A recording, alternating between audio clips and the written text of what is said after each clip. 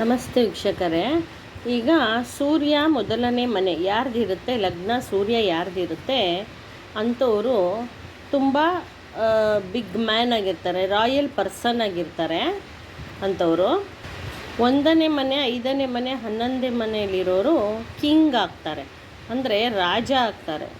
ಮತ್ತು ತುಂಬ ವೆಲ್ತ್ ಸಿಗುತ್ತೆ. ಅಂದರೆ ವೆಲ್ತ್ ಅಂದರೆ ಹಣ ಕಾಸಿನ ಬಗ್ಗೆ ಅವರು ತುಂಬ ರಿಚ್ ಆಗಿರ್ತಾರೆ, ಶ್ರೀಮಂತರಾಗಿರ್ತಾರೆ. ಮತ್ತು ವೆಲ್ತ್ ಸಿಗುತ್ತೆ, ಅದು ತುಂಬ ಜಾಸ್ತಿ ಇರುತ್ತೆ, ಅಂದರೆ ಶ್ರೀಮಂತಿಕೆ ತುಂಬ ಜಾಸ್ತಿ ಇರುತ್ತೆ. ಇದ್ರ ಜೊತೆಗೆ ಚಂದ್ರ ಭಗವಾನ್ ಕೂಡ ನಿಮಗೆ ತುಂಬ ಒಳ್ಳೇದು ಮಾಡ್ತಾರೆ. ಮತ್ತು ಶನಿದೇವ ಮತ್ತು ಶುಕ್ರ ಬಂದ್ಬಿಟ್ಟು 7ನೇ ಮನೆಯಲ್ಲಿ ತುಂಬ ಕಮ್ಮಿ ಸಮಯದಲ್ಲಿ ಇರ್ತಾರೆ. ಅಂದರೆ ಅವ್ರ ಫಾದರ್ ಅಂದರೆ ಅವರ ಅಪ್ಪ ಬಂದ್ಬಿಟ್ಟು ಕಮ್ಮಿ ಸಮಯ ಇರ್ತಾರೆ. ಶನಿದೇವ ಬಂದ್ಬಿಟ್ಟು 8ನೇ ಮನೆಯಲ್ಲಿದ್ದರೆ ಅವ್ರ ತಂದೆ ಮರಣ ಹೊಂದ್ತಾರೆ. ತಂದೆ ಅಲ್ಲ, ಅವರ ಹೆಂಡತಿ ಮರಣ ಹೊಂದ್ತಾರೆ. 8ನೇ ಮನೆಯಲ್ಲಿದ್ದರೆ ಇಂಥವರಿಗೆ ಅವರ ಹೆಂಡತಿ ಮರಣ ಹೊಂದ್ತಾರೆ. ಆದಮೇಲೆ ಇನ್ನೊಂದು ಮದುವೆ ಆಗ್ತಾರೆ ಅವರು. ಅದು ಮಾರ್ಚ್ 5ನೇ ಮನೆಯಲ್ಲಿದ್ದರೆ ಮದುವೆ ಆಗ್ತಾರೆ. ಮತ್ತು ಲಾಸ್ ಆಫ್ ಸನ್ ಅಂದರೆ ಸನ್ ಕೂಡ ಕಳ್ಕೊತಾರೆ, ಅಂದರೆ ಮಗನೂ ಕೂಡ ಕಳ್ಕೊತಾರೆ. ಮತ್ತು ಬುಧ ಮತ್ತು ಶುಕ್ರ ಇಬ್ಬರು ಒಟ್ಟಿಗೆ ಇದ್ದರೆ ಲೈಫ್ ಲಾಂಗ್ ಪ್ರಾಸ್ಪರಿಟಿ ಇರುತ್ತೆ, ಅಂದರೆ ಜೀವನ ಪರ್ಯಂತ ನಿಮಗೆ ಐಶ್ವರ್ಯ ಇರುತ್ತೆ. ನೋಡಿ, ಈ ಸೂರ್ಯ ಮೊದಲನೇ ಹೌಸವ್ರಿಗೆ ಏನಾಗುತ್ತೆ ಅಂದರೆ ಅವರು ವಯಸ್ಸಾಗ್ತಿದ್ದಂತೆ ಫಾರ್ಚೂನ್ ಎಲ್ಲ ಜಾಸ್ತಿ ಆಗುತ್ತೆ, ಅಂದರೆ ಅವರು ಶ್ರೀಮಂತಿಕೆ ಎಲ್ಲ ಜಾಸ್ತಿ ಆಗುತ್ತೆ. ಮದುವೆ ಆದಮೇಲಂತೂ ಇನ್ನೂ ಜಾಸ್ತಿ ಆಗುತ್ತೆ. ಮತ್ತು 7ನೇ ಮನೆ ಖಾಲಿ ಇರಬೇಕು ಅವ್ರದ್ದು. 1ನೇ ಮನೆಯಲ್ಲಿ ಸಣ್ಣಿದ್ರೆ ಅವರಿಗೆ 7ನೇ ಮನೆ ಖಾಲಿ ಇರಬೇಕು. ಮತ್ತು ನೋಡಿ, ಅವರ ಹೆಂಡತಿಗೆ ಹೆಲ್ತು ತುಂಬ ಚೆನ್ನಾಗಿರೋದಿಲ್ಲ, ಅದರಿಂದ ಆ ಹೆಲ್ತ್ ಪ್ರಾಬ್ಲಮ್ ಇರುತ್ತೆ. TB ಪೇಷಂಟ್ ಆಗ್ಬೋದು, ಲಂಗ್ಸ್ ಪ್ರಾಬ್ಲಮ್ ಆಗ್ಬೋದು. ಮತ್ತು ತುಂಬ ರಾಜನ ಥರ ಇರ್ತಾರೆ ಆಫೀಸಲ್ಲಿ, ಅವ್ರದ್ದೇ ಮಾತು, ತುಂಬ ರಾಜನ ಥರ ಇರ್ತಾರೆ ಅವರು. ಮತ್ತು ತುಂಬ ಮನೆಗಳನ್ನೆಲ್ಲ ಕಟ್ತಾರೆ, ಚಾರಿಟೇಬಲ್ಸ್ ಇರುತ್ತೆ, ಹೌಸಸ್ ಇರುತ್ತೆ. ಮತ್ತು ಗಾಡ್ ಬ್ಲೆಸ್ಸಿಂಗ್ಸ್ ತುಂಬ ಇರುತ್ತೆ. ಅಂದರೆ ಪ್ರಾಪರ್ಟಿ ಮಾತ್ರ ಅವರ ತಂದೆಯಿಂದ ಅಷ್ಟೇನು ಸಿಗೋದಿಲ್ಲ ಅವರಿಗೆ. ಮತ್ತು ಯಂಗರ್ ಬ್ರದರ್ ಸಿಸ್ಟರ್ಸ್ ಎಲ್ಲರೂ ಇರ್ತಾರೆ ಅವರಿಗೆ.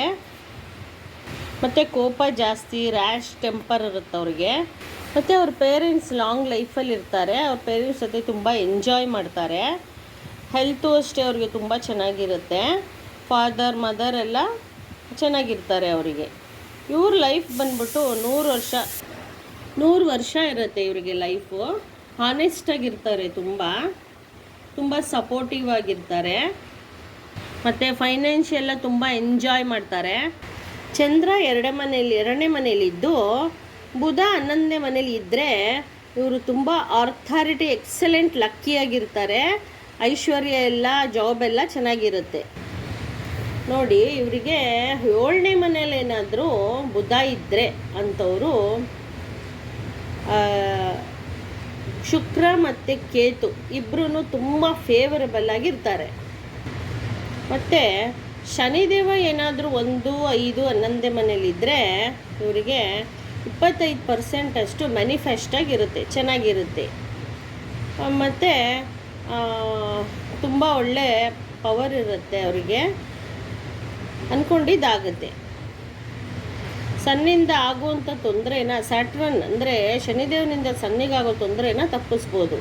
ಅಂದರೆ ಶನಿವಾರದ ಹೊತ್ತು ಕಾಗೆಗಳಿಗೆ ಊಟ ಹಾಕಬೇಕು, ಕಾಳು ಕಡಿಗಳಾಕಬೇಕು. ಮತ್ತು ಶುಕ್ರ ಏನಾದರೂ 7ನೇ ಮನೇಲಿದ್ದರೆ ಫಾದರು ಬೇಗನೆ ಡೆತ್ ಆಗ್ತಾರೆ. ಮಾರ್ಸ್ ಅಂದರೆ ಮಂಗಳ 5ನೇ ಮನೇಲಿದ್ದರೆ ಇವರಿಗೆ ಎಷ್ಟು ಜನ ಗಂಡು ಮಕ್ಕಳು ಹುಟ್ಟಿದ್ರು ಅವರು ಡೆತ್ ಆಗ್ತಾರೆ. ಮತ್ತು 7ನೇ ಮನೆ ಖಾಲಿ ಇರಬೇಕು. ಈ ಒಂದು ಫಸ್ಟ್ ಹೌಸ್ ಸನ್ನಿ ಇರೋರು, ಅವ್ರಿಗೆ ನೆಗೆಟಿವ್ ಏನೂ ಆಗಬಾರ್ದು ಅಂದರೆ ಅವ್ರನ್ನ ರೆಮಿಡಿ ಮಾಡಬೇಕು. ಅವರು ಹ್ಯಾಂಡ್ ಪಂಪನ್ನು ಆನ್ಸಿಟರಲ್ ಹೌಸಲ್ಲಿ ಹಾಕಿಸ್ಬೇಕು. ಎವ್ರಿ 10 ವರ್ಷಕ್ಕೊಮ್ಮೆ ಅವರು ಆನ್ಸಿಟರಲ್ ಹೌಸಲ್ಲಿ ಇವಿಲ್ ಎಫೆಕ್ಟ್ ಏನು ಬರಬಾರ್ದು ಅಂದರೆ 10 ವರ್ಷಕ್ಕೊಂದ್ಸರಿ ಹ್ಯಾಂಡ್ ಪಂಪನ್ನು ಇನ್ಸ್ಟಾಲ್ ಮಾಡಿಸ್ಬೇಕು.